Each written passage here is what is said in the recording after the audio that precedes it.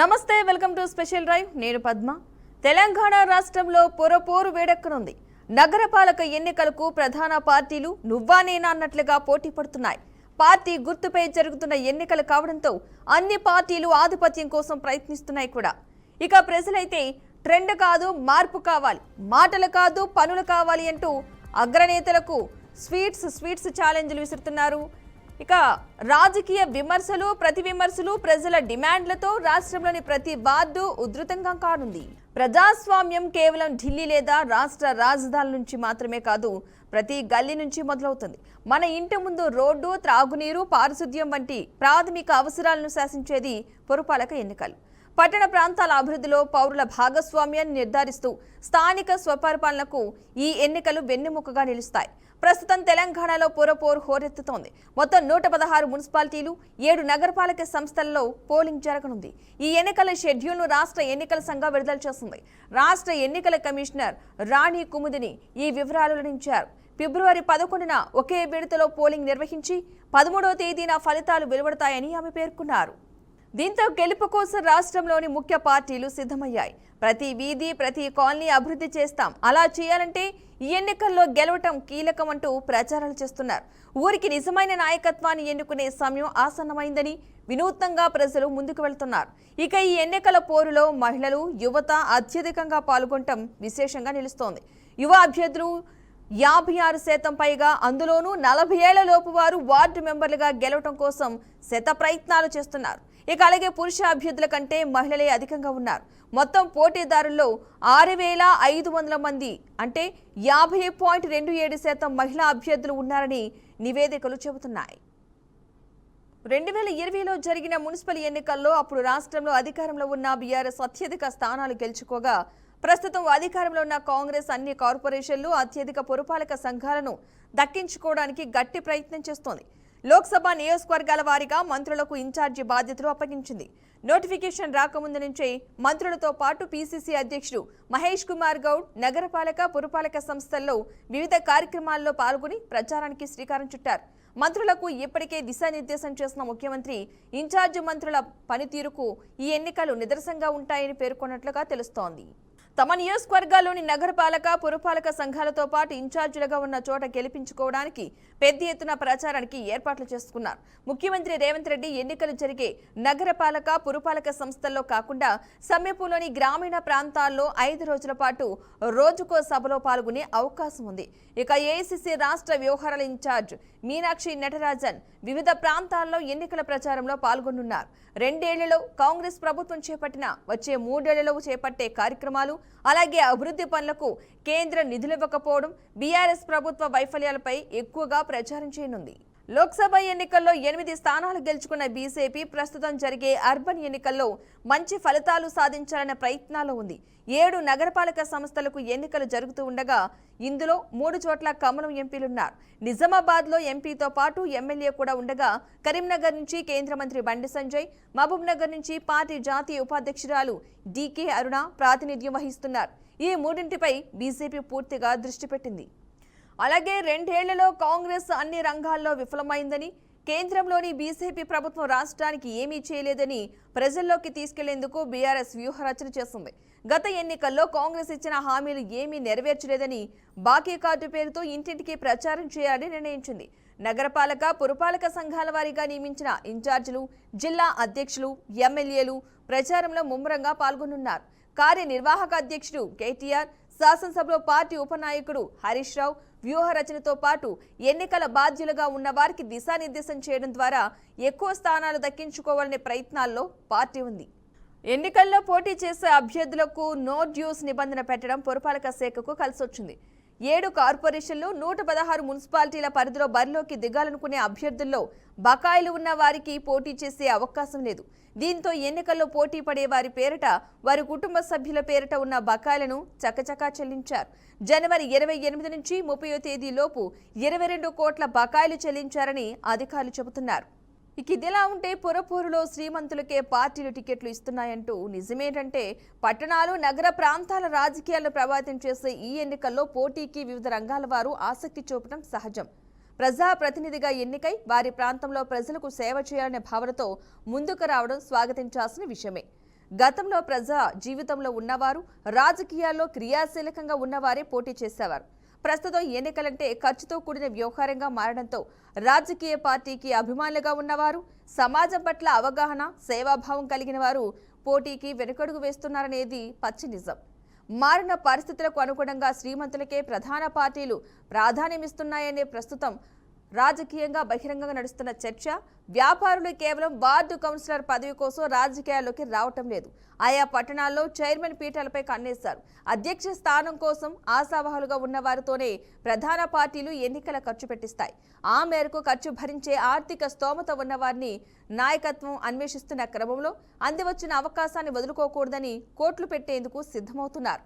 ఏది ఏమైనా పట్టణాల భవిష్యత్తు నిర్ణయించే ఈ మినీ సంగ్రామంలో ఆధిపత్యం సంపాదించడానికి పార్టీలు ప్రచార రథాలను కదిలిస్తున్నారు. గెలుపుకి సై అంటే సై అన్నట్లు ముందుకు సాగుతున్నారు. ఊరి భవిష్యత్ అభివృద్ధి కోసం సామాన్యుడు ఓటు వేసేందుకు సిద్ధమవుతున్నాడు. ఇక ఈ పురపోరులో గెలిచి సత్తా చాటేదెవరో ఈ నెల 13న తెలుస్తోంది. రైట్, ఇదే అంశానికి సంబంధించి మనతో మాట్లాడడానికి పొలిటికల్ అనలిస్ట్ కోటేశ్వరరావు గారు కూడా లైవ్లో సిద్ధంగా ఉన్నారు. నమస్తే అండి కోటేశ్వరరావు గారు. నమస్తే. జరగబోయే ఈ మున్సిపల్ ఎన్నికలకు సంబంధించి, పురపోరుకు సంబంధించి చాలా ప్రకటనలు, ప్రచారాలు బాగానే జరుగుతున్నాయి బయట. ప్రస్తుతం ఒక్కొక్క పార్టీకి సంబంధించి అయితే మనం మాట్లాడుకున్నాం. మొదటగా ఫామ్లో ఉన్న కాంగ్రెస్ పార్టీకి సంబంధించి ఈ ప్రచారాలకు సంబంధించి అంటే వారికి ఎంతవరకు అవకాశం ఉంది, అసలు వీళ్ళు చేసే వ్యూహాలు కరెక్టే అంటారా, అసలు ఏం చూడొచ్చు అంటారు? పంచాయతీ ఎన్నికల్లో వచ్చినటువంటి ఫలితాల కొనసాగింపుగా పట్టణాల్లో కూడా అదే విధమైనటువంటి ఫలితాలను సాధించేందుకు కాంగ్రెస్ పార్టీ ప్రణాళికలు సిద్ధం చేసుకున్నది. దానికి అనుగుణంగానే జరుగుతున్నటువంటి పరిణామాలు ఉన్నట్లు కూడా అనిపిస్తూ ఉంది. అందువలన సీట్లు లేదా చైర్పర్సన్ స్థానాలు ఎన్నొస్తాయి ఏమిటి అనేటువంటి దాన్ని బట్టి భవిష్యత్తులో అంటే వచ్చేటువంటి అసెంబ్లీ ఎన్నికలకు ఇది ఒక నాంది పలికేటువంటి అవకాశం కూడా. పార్టీ రహితంగా పంచాయతీ ఎన్నికలు జరిగిన కారణంగా తమ అభ్యర్థులు గెలిచారని చెప్పేసి ఎవరైనా ప్రకటించుకున్నప్పటికీ ఈ మున్సిపల్ ఎన్నికలు, అదేవిధంగా తర్వాత జరగబోయేటువంటి జిల్లా పరిషత్, మండల పరిషత్ ఎన్నికలు పార్టీ గుర్తుల మీద జరగబోతున్నాయి కనుక అసలైనటువంటి పరీక్ష ఈ ఎన్నికల్లో ప్రారంభమవుతుంది అని చెప్పదలుచుకున్నాను. అయితే సాధారణంగా అధికార పార్టీకి స్థానిక సంస్థల ఎన్నికల్లో అడ్వాంటేజ్ ఉంటుంది అనేటువంటిది వివిధ రాష్ట్రాల్లో జరిగినటువంటి ఎన్నికల తీర్పులు స్పష్టం చేస్తున్నాయి. ఇక్కడ కూడా తెలంగాణలో కూడా 3 సంవత్సరాల పాటు ఎలాంటి అంతరాయం లేకుండా కాంగ్రెస్ పార్టీ అధికారంలో కొనసాగేటువంటి అవకాశం ఉంది కనుక అదే విధమైనటువంటి ట్రెండ్ ఇక్కడ కూడా పునరావృతం అయ్యేందుకు 100% అవకాశాలు ఉన్నాయనేది నా అభిప్రాయం.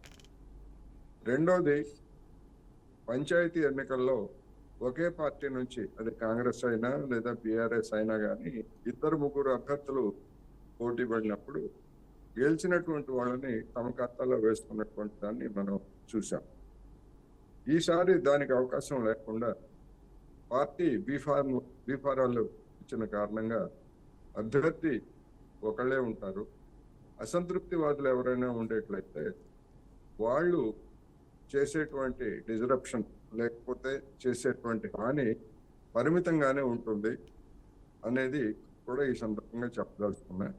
అయినప్పటికీ స్థానిక సంస్థల ఎన్నికలు కనుక మున్సిపాలిటీలు అదేవిధంగా కార్పొరేషన్లలో స్థానికంగా అసంతృప్తి చెందినటువంటి నేతలు ఎవరైనా ఉండేట్లయితే అధికార పార్టీల అభ్యర్థులకు వ్యతిరేకంగా ఎవరైనా పనిచేసేట్లయితే అటువంటిది అటు కాంగ్రెస్కి లబ్ధి చేకూర్చేటువంటి అవకాశం ఉంటుంది. కొన్ని చోట్ల బీఆర్ఎస్ కూడా అలాంటి అవకాశాలు ఉండకపోవు. అందువలన అది సమానం అయినప్పటికీ మొత్తం మీద ఫలితాలు కాంగ్రెస్కి అనుకూలంగా ఉండేటువంటి అవకాశాలు అయితే ఉన్నాయనేది నా అభిప్రాయం. ఓకే, అటు బీఆర్ఎస్కి కావచ్చు ఇప్పుడు గెలుపు ఎంతవరకు అవసరం, అటు బీజేపీ కూడా పోటీ పడుతున్న నేపథ్యంలో వీరికి గెలుపు సాధ్యాలు ఎంతవరకు ఉన్నాయనుకోవచ్చండి అటు బీఆర్ఎస్కి బీజేపీకి? పార్లమెంటరీ ఎన్నికల్లో బీఆర్ఎస్ని వెనక్కి నెట్టేసి బీజేపీ కాంగ్రెస్కి ప్రత్యామ్నాయంగా ముందుకొచ్చింది. 8 సీట్లు కూడా గెలుచుకుంది. మొన్న జరిగినటువంటి పంచాయతీ ఎన్నికల్లో బీఆర్ఎస్ తన బలాన్ని నిలుపుకున్నట్లుగా ఆ ఫలితాలు మనకి వెల్లడించాయి. అయితే అవి మరింత కన్సాలిడేట్ చేసుకోగలుగుతుందా, లేకపోయేట్లయితే నష్టపోతుందా అనేటువంటిది ఈ ఎన్నికల్లో బీఆర్ఎస్కి పెద్ద సవాలుగా మారుతా ఉంది. స్పీకర్ ఏ నిర్ణయం తీసుకున్నప్పటికీ ఫిరాయించినటువంటి ఎమ్మెల్యేలు సాంకేతికంగా బీఆర్ఎస్లోనే ఉన్నప్పటికీ వాళ్ళంతా కూడా కాంగ్రెస్ అభ్యర్థులకే పనిచేస్తున్నారు అనేటువంటిది నిరూపణ. అందువలన ఆ ఎమ్మెల్యేలు ఉన్నటువంటి స్థానాలు లేదా కొంతమంది ఎమ్మెల్సీలు కూడా అదే స్థితిలో ఉన్నారు కనుక అక్కడ కూడా బీఆర్ఎస్కి కొంత నష్టం జరిగేటువంటి అవకాశం అయితే ఉన్నది. అయితే రాష్ట్ర ప్రభుత్వం మీద, ముఖ్యంగా రేవంత్ రెడ్డి మీద తీవ్రమైనటువంటి పద్యాలు లేకపోతే తీవ్రమైన విమర్శలతోటి విరుచుకుపడుతున్నటువంటి బీఆర్ఎస్ పార్టీ ఈ రేసులో ఎంతమేరకు నిలబడుతుందనేది చూడాల్సి ఉంది. ఎందుకు అంటే కేసీఆర్ ఇక నేను లేస్తే మనిషిని కాదు, రంగంలోకి రాబోతున్నాను అని చెప్పేసి పత్రికాగోష్ఠి మరి చెప్పిన తర్వాత నాటి నుండి నేటి వరకు ఎలాంటి కదలికలు లేవు. ఆ విధంగా కనీసం ప్రచారానికి కూడా వచ్చేటువంటి పరిస్థితి లేదనేది స్పష్టం. ఇది బీఆర్ఎస్ వైపు నుంచి చూస్తే దానికి ఒక పెద్ద ఎదురు దెబ్బ. మా నాయకులు ఉన్నారు కదా, మా ఉపనాయకులు ఉన్నారు కదా అని ఎన్ని కబుర్లు చెప్పినప్పటికీ సాంకేతికంగా చూసినప్పుడు మన కేసీఆర్ ఎన్నికల ప్రచారానికి రాకపోవడం అనేటువంటిది బీఆర్ఎస్కి హాని కలిగించేటువంటి అంశమే అనేది కూడా స్పష్టం.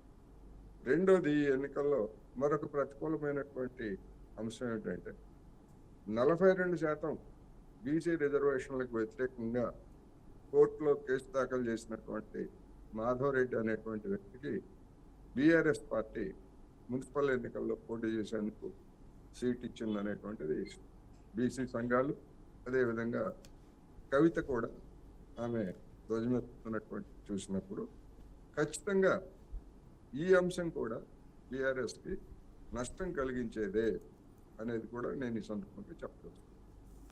ఇక మరొక ప్రచారం కూడా జరుగుతుంది. ఎవరైతే మున్సిపల్ పోటీల్లో పాల్గొంటున్న అభ్యర్థులు ఉంటున్నారో వారి దగ్గర నుంచి 5 నుంచి 25 లక్షల వరకు కూడా ఈ ఎన్నికల ప్రచారానికి వాడుకోవడం కోసం ఇన్ఛార్జీలు తీసుకుని డిపాజిట్ చేయాలి ఖచ్చితంగా అని చెప్తున్నారు. దీనివల్ల ప్రచారానికి వాడుతున్నారని, అంటే డబ్బున్న వాళ్ళకే సీట్ ఇచ్చే పరిస్థితి ఇప్పుడు ఉంది అంటూ కూడాను.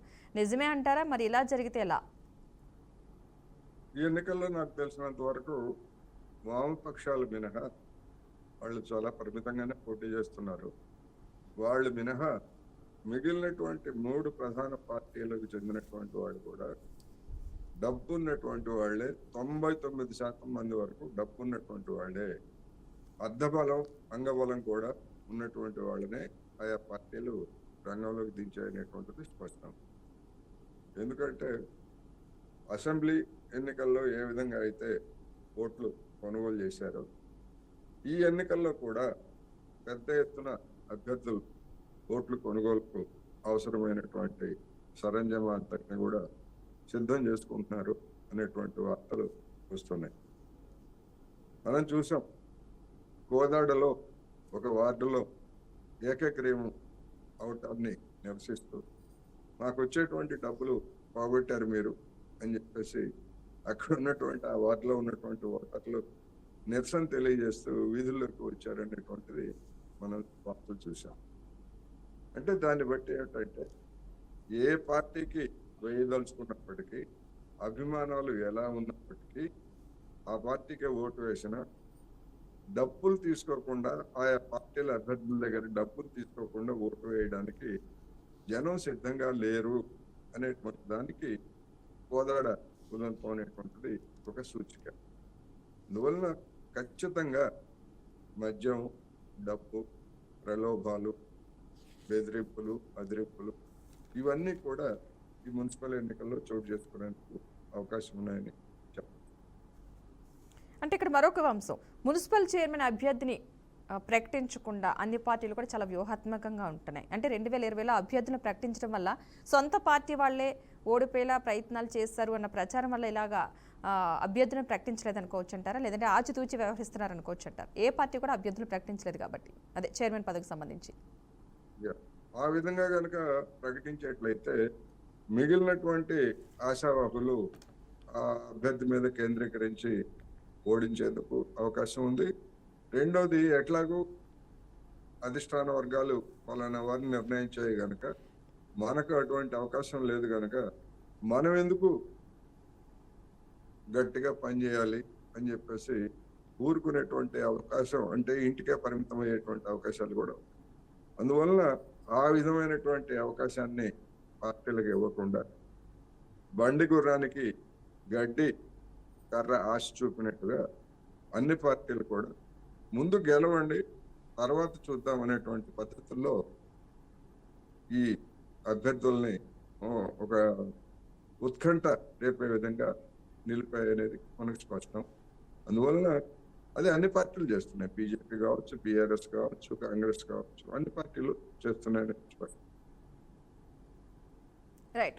ఈసారి చూసుకుంటే గనక ఈ మున్సిపల్ ఎన్నికలకు సంబంధించి యువత, మహిళలు ఎక్కువ స్థానాల్లో పోటీ చేయడానికి దాదాపు ఒక 50% వాళ్ళదే ఉంది. మహిళలదైతే ఎక్కువ యూత్ 40 years బిలో వాళ్ళే ఎక్కువగా పోటీ చేస్తున్నారంటారు.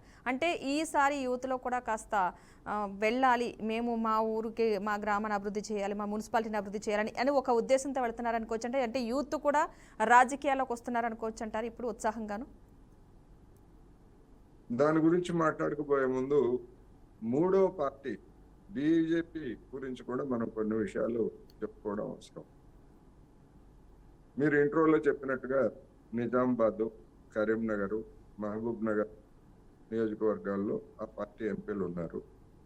ఆ 3 కార్పొరేషన్లలో విజయం సాధించడం అనేటువంటిది ఆ పార్టీల ఎంపీలకి ఒక పెద్ద పరీక్ష.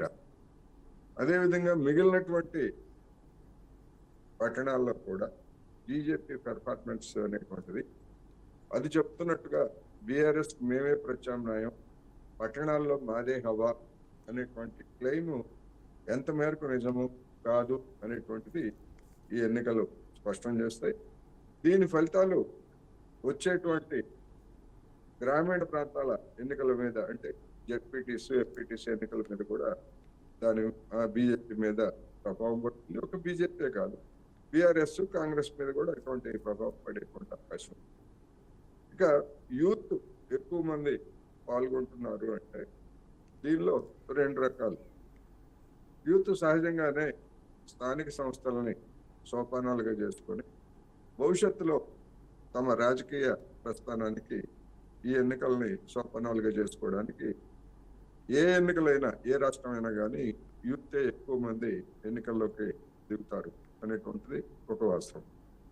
రెండోది, సీనియర్స్ గా ఉన్నటువంటి వాళ్ళు, ఆయా పార్టీల్లో సీనియర్స్ గా ఉన్నటువంటి నాయకులు తమ వారసుల్ని రంగంలోకి తీసుకురావడానికి కూడా ఈ ఎన్నికల్ని అవకాశంగా తీసుకొని వాళ్ళని నిలబెట్టడం అనేటువంటి కూడా చాలా చోట్ల జరుగుతూ ఉంది.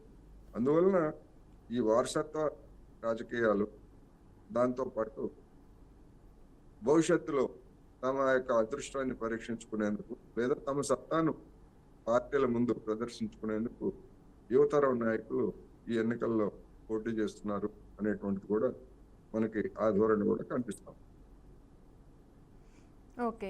అంటే ఎలా అయితే 2020లో జరిగిన మున్సిపల్ ఎన్నికల్లో అప్పుడు రాష్ట్రం అధికారంలో ఉన్న బీఆర్ఎస్ అత్యధిక స్థానాలు మున్సిపల్ ఎన్నికలకు సంబంధించి స్థానాలు గెలుచుకుంది. మరి ఇప్పుడు కాంగ్రెస్కు కూడా అంత అవకాశం ఉందంటారా? అంటే ఇచ్చిన హామీలు సరిగ్గా నెరవేర్చలేదంటూ అటు బీఆర్ఎస్ ప్రచారం చేస్తుంది కాబట్టి ఇచ్చిన హామీల్లో చాలా తక్కువ అయిపోతున్నాయని. సో ఇటు కాంగ్రెస్ ప్రయత్నాలు అయితే చేస్తుంది. ప్రజెంట్ ఏదంటే కార్పొరేషన్లో అత్యధిక పురపాలక సంఘాలు కూడా దక్కించుకోవాల్సిన అవసరం ఉన్న నేపథ్యంలో అంతవరకు ఛాన్స్ ఉందనుకోవచ్చు అంటారు ప్రజెంట్ కాంగ్రెస్కి అయితే. గతంలో స్థానిక సంస్థలకు ఎన్నికలు జరిపినప్పుడు కాంగ్రెస్ బలహీనంగా ఉంది. అందుకని బీఆర్ఎస్ కి అత్యధికమైనటువంటి స్థానాలు వచ్చాయి. కానీ ఈసారి మొన్న జరిగినటువంటి పంచాయతీ ఎన్నికల్లో, అంటే గతంలో జరిగినటువంటి ఎన్నికలతో పోలిస్తే ఆనాడు కాంగ్రెస్ ఎంత బలహీనంగా ఉందో బీఆర్ఎస్ పార్టీ ఈసారి అంత బలహీనంగా లేదు, దాని పట్టు గ్రామీణ ప్రాంతాల్లో ఉన్నది అనేటువంటిది ఈ ఎన్నికల్లో రుజువు చేసుకున్నాయి. అదేవిధంగా పట్టణాల్లో కూడా బీఆర్ఎస్ పార్టీ గతంలో కాంగ్రెస్ ఉన్నంత బలహీనంగా లేదు అనేటువంటిది కూడా ఒక వాస్తవం. అయితే అది ఎంత మేరకు డివిడెండ్లని సాధిస్తుంది అనేటువంటిది చూడాలి. బీఆర్ఎస్ బలాన్ని కూడా ఈ ఎన్నికల్లో మనం తక్కువగా అంచనా వేయడానికి వీల్లేదు అని కూడా చెప్పవచ్చు. ఎందుకంటే కాంగ్రెస్ లో మనకి అవకాశాలు రావు. ఇప్పుడు ఉన్నటువంటి వాళ్ళకి కనీసం రేవంత్ రెడ్డి సర్కారు నామినేటెడ్ పోస్టులు కూడా ఇవ్వడం లేదు. ఒకవేళ ఇచ్చినా కానీ ఆ పొందినటువంటి వాళ్ళు బలపడిపోతారు. అందుకని రాబోయేటువంటి ఎన్నికల్లో అదృష్టం ఒకవేళ మళ్ళా బీఆర్ఎస్ ను వరించేట్లయితే తమకు అవకాశం వస్తుందని అనేక మంది ఆశావహులు బీఆర్ఎస్ లో కూడా చురుకుగానే పనిచేస్తున్నట్టుగా కూడా వార్తలు వస్తున్నాయి. అయితే మరి జనం ఏ విధంగా స్పందిస్తారు, వాళ్ళకు ఉన్నటువంటి అంటే కాంగ్రెస్ ఉన్నటువంటి అర్ధబలం బీఆర్ఎస్ దగ్గర ఉన్నదా అనే ఇవన్నీ కూడా ప్రశ్నలు. ఏమైనప్పటికీ కాంగ్రెస్ ఉన్నటువంటి అడ్వాంటేజ్ అధికారం, బీఆర్ఎస్ ఉన్నటువంటి డిజడ్వాంటేజ్ ప్రతిపక్షంగా ఉండటం, వనరులు, అదేవిధంగా అధికార యంత్రాంగంతో పాటు ఇవన్నీ కాంగ్రెస్ కి ప్లస్ అయితే బీఆర్ఎస్ కి అదేవిధంగా బీజేపీకి ఇవన్నీ కూడా మైనస్. ఈ ప్లస్ మైనస్లు ఈ లెక్కలన్నీ కూడా చూసుకున్నప్పుడు ఏంటంటే అంతిమంగా వచ్చేటువంటి ఫలితాలు కాంగ్రెస్ కి ఎడ్జ్ ఉంటుంది అనేటువంటిది నేను చెప్తాను. Okay, right. థ్యాంక్ యూ అండి కోటేశ్వరరావు గారు, మంచి వివరణ విశ్లేషణ అందించినందుకు థ్యాంక్ యూ సో మచ్ అండి. రైట్, ఇక్కడ చూసాం కదండి, ఇది నాటి special right. Keep watching BRK news, Telugu సత్తా.